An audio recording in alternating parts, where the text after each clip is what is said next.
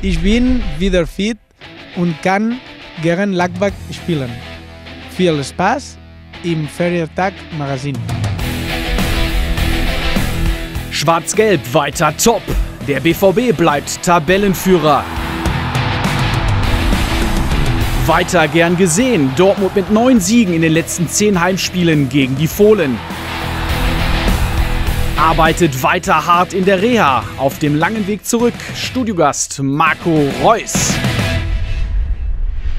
Hallo und herzlich willkommen beim Feiertagsmagazin. Unsere Jungs haben den zweiten Teil der englischen Woche bravourös beendet. 3:0 gewonnen, wieder ohne Gegentreffer.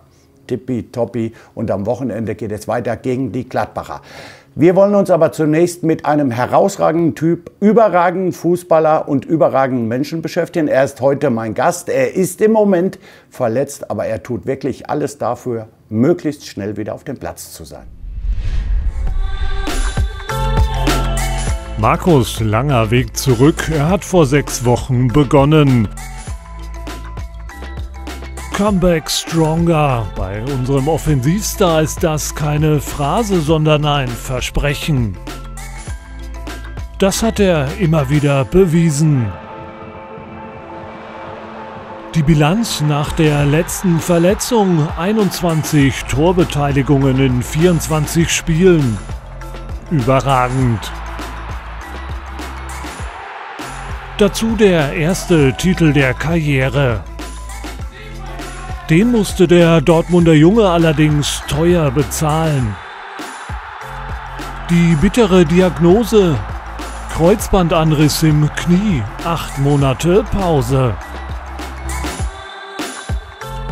Doch Marco lässt sich nicht hängen. Der 28-Jährige arbeitet hart für sein Comeback. Schließlich will er auch diesmal wieder zurückkommen. Stärker als zuvor.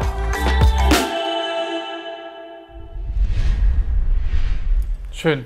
Ja, hallo Marco, schön, dass du bei mir bist, dass du dir die Zeit genommen hast. Die Frage muss ich stellen: Wie geht's dir? Wie fühlst du dich? Ausgezeichnet, Nobby. Ja? Ehrlich, sehr gut. Läuft alles nach Plan. Dauert noch ein bisschen, aber keine Komplikation, alles in Ordnung. Du bist optimistisch. Sehr, ja. Das freut uns sehr. Danke. Wir haben ein paar Änderungen in unserer Sendung. Jetzt gibt es erstmal den Fragenkonter. Ich stelle dir kurze Fragen und du gibst kurze Antworten. Ruckzuck hintereinander weg. Der Pokalsieg im Mai. Der Pokalsieg im Mai. Also nächstes Jahr oder was? Der ist gut. Der ist nicht schlecht. Ich meine allerdings den von diesem Jahr. Den wollen wir nach Dortmund wiederholen. Der Corso in Dortmund danach. Danach?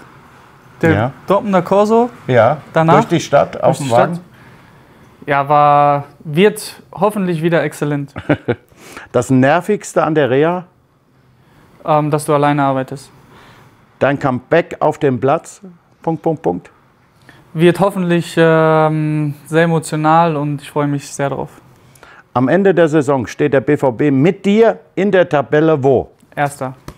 Das ist ja so, das ist Marco, so mögen wir dich. Wir hoffen natürlich, dass du möglichst schnell wieder auf dem Platz stehst und spielen kannst.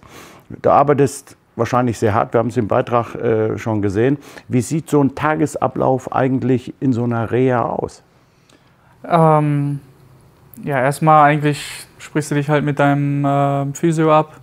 Da ist es momentan Thomas Zetzmann. Und dann mit dem Flo mache ich sehr viel, also meine Reha quasi. Und dann habe ich eigentlich erst so eine Stunde, 1,5 Stunden Behandlung, das Knie so ein bisschen vorzubereiten, dann auch auf die Belastung. Und weil du ja schon noch einige Sachen machen kannst während der Reha-Phase, die du vielleicht vorher nicht machen konntest, weil halt einfach viele englische Wochen da sind, viele Spiele und so. Und dann habe ich ungefähr auch so 1,5 Stunden Training. Und dann mache ich noch ein bisschen Kalt-Warmbecken, damit die Muskeln sich erholen können. Auch einfach wichtig, ne? Ja, klar. Also jetzt vor allem in der Reha. Da kann man schon vieles machen, was man vielleicht vorher nicht gemacht hat. Und von daher geht da schon sehr viel Zeit drauf, ja.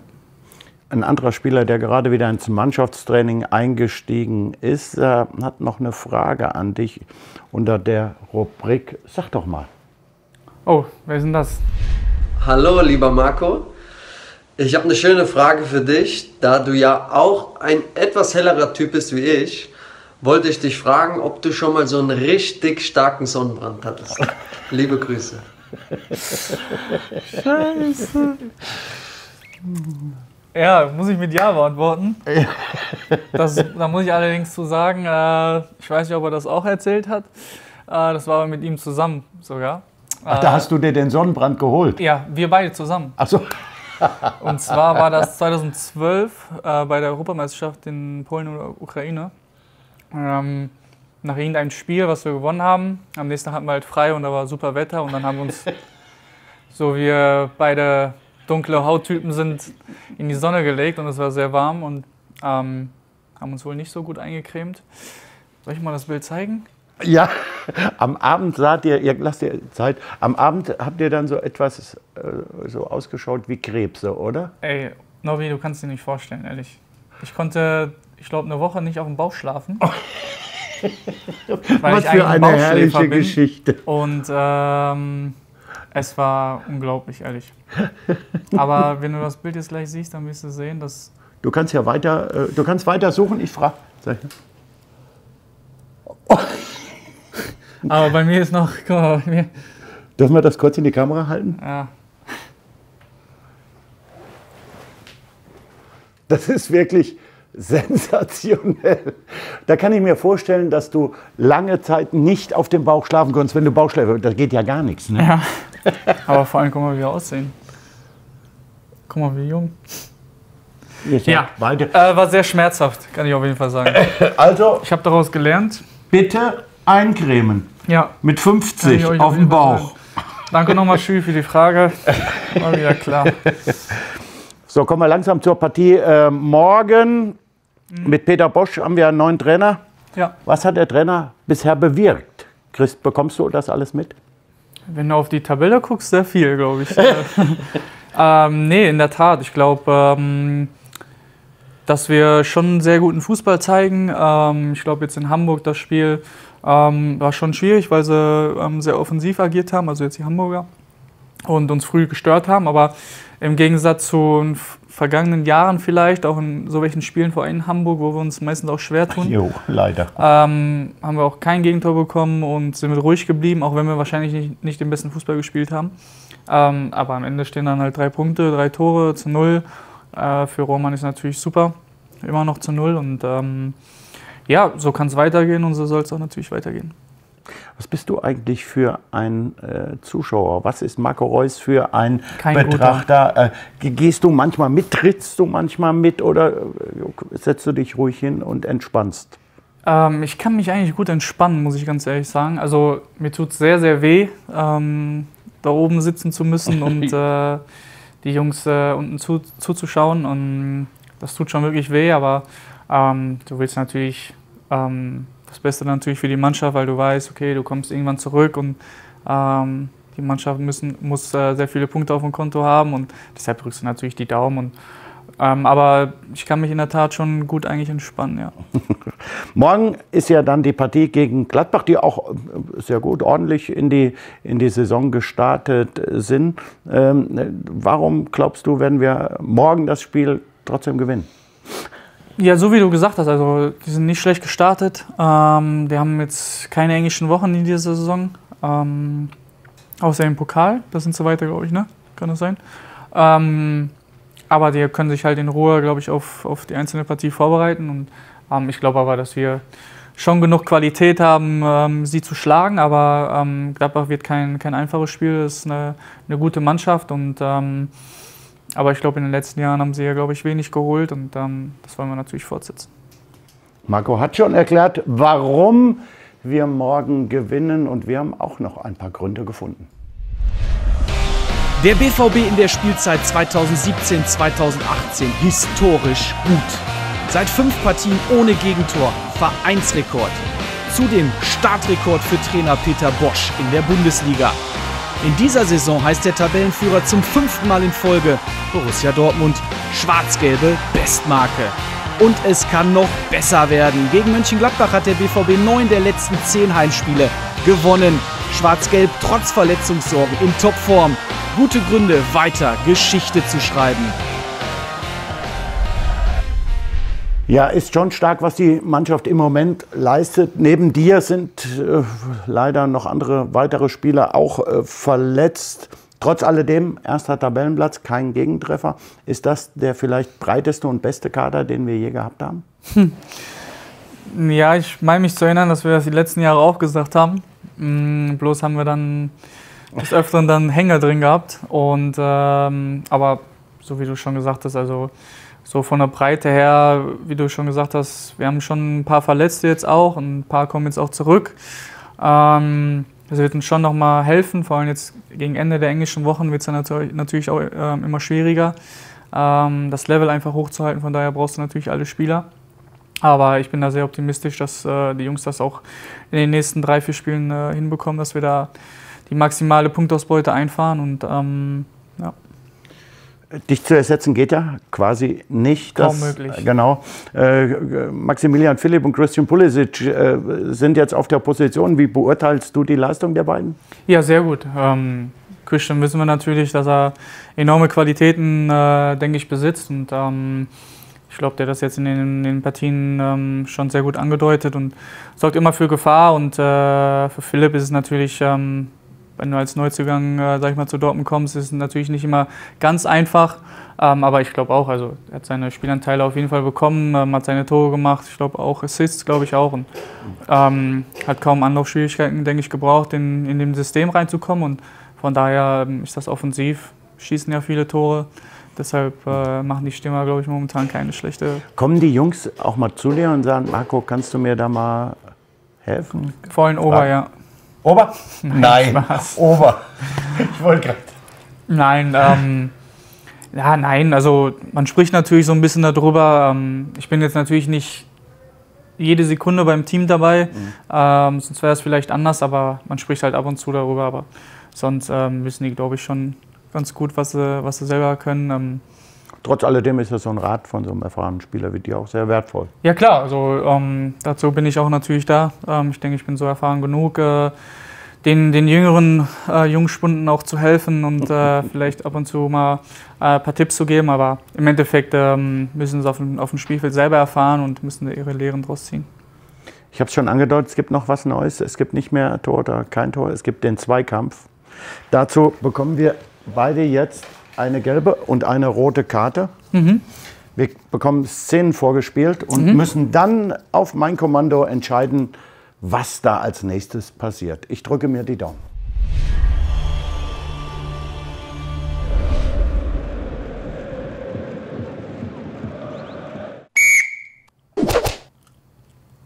Normal können wir es nicht sehen, ne?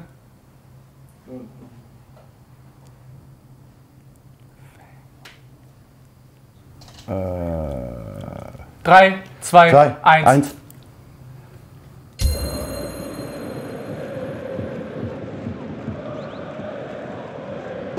Ach, scheiße. Alter. War das bei uns im Stadion oder was? Ja klar, da ist Gerd Was haben wir denn für da ist Fans? Kutsche und Frank Mill. Der Fan ist Frank Mill, ne? Nee. Wo bin ich da überhaupt? Ja. Auf der Bank.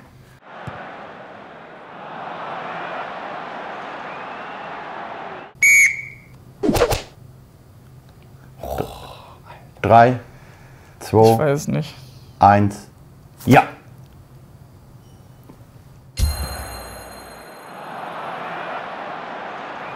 Kamera könnte möglich sein. Oh.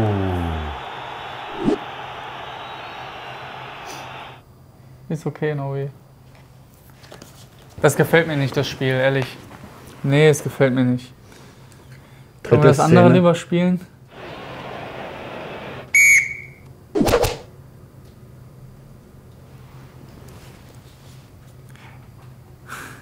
Oh Gott. 3, 2, 1.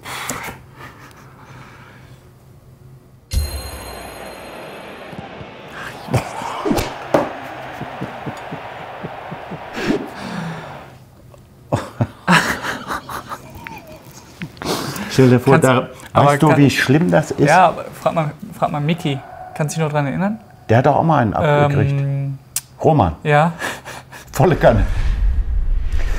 Ja, es steht 13:9 für mich. Zum ersten Mal in der Geschichte des Feiertagsmagazins habe ich Marco Reus geschlagen. Das ist für mich ein doppeltes Feiertagsmagazin. Und es ist natürlich nicht eine gelbe und eine rote Karte, sondern eine gelbe und eine schwarze Karte. Da habe ich mich eben ein bisschen vertan. Passiert ja auch mal, Nobby. Du möchtest mir sicherlich gratulieren, oder? Nein, möchte ich nicht. Komm. Herzlichen Glückwunsch. Dankeschön. Jetzt machen wir noch ein schönes Foto, wir zwei. Oh. Die werden wir sammeln, zu einer Collage zusammenstellen und dann zugunsten unserer Stiftung Ende des... Das wird besonders schön, das sehe ich Die ist cool. Ich habe auch so eine. Ja? Ja. Dass es die wieder gibt, wundert mich. Ja, ist doch super. Ja, während ich das Foto ein bisschen entwickeln lasse, kann ich euch noch Hinweise auf die Sendung zum Tor des Monats hinweisen natürlich. Marc Bartra hat zum Liga-Auftakt in Wolfsburg getroffen. Dieser wunderschöne Treffer wurde von den Zuschauern vom BVB Total zum Tor des Monats August gewählt. Was Marc dazu sagt und welchen Gewinner er gezogen hat, seht ihr ab sofort exklusiv bei BVB Total. Tolles Tor, ne? Ja. Man darf ja nicht vergessen, der Abwehrspieler, ne? Ja, ich glaube, der wusste selber nicht, was Marc da gemacht hat, aber er ist Spanier, ne? Ja. Wasserschule. Wir können ja schon mal so ein bisschen drauf gucken. Oh, es ist sehr schön stark. geworden, Ja. oder? Du hast eine relativ lange Eine Zunge. Zunge, Tust du mir nur einen Gefallen, Marco? Der eine oder andere hat das Bild dann nicht schön gesehen, hat dann quer durch sein Gesicht geschrieben. Machst du das bitte nicht? Wo darf ich denn draufschreiben? Das ist unten, ist ja ein bisschen Hier Platz. so? Ja, Hier auf meinen Hals. Auf deinem Hals, ja? Nur meine Unterschrift, ja? Ja, keine Telefonnummer. Das war's heute vom Feiertagsmagazin. Ich bedanke mich ganz herzlich Sehr gerne, bei Nobby. Marco Reus. Du hast so viele positive Nachrichten gegeben, dass wir uns alle Jede Menge. freuen und dir natürlich weiterhin die Daumen drücken, dass du schnellstmöglich wieder auf dem grünen Rasen bist, dass du Tore für den BVB schießt, dass du die Mannschaft unterstützt. Und das werdet ihr übrigens auch, wenn wir morgen gegen Gladbach zu Hause spielen. Drückt die Daumen. Der nächste Dreier muss her. Dann haben wir wirklich einen Traumstart. Vielen Dank nochmal, Marco. Gerne. Bis demnächst. Nobby. Und wir sehen uns eh. Tschüss, macht's gut. Tschüss.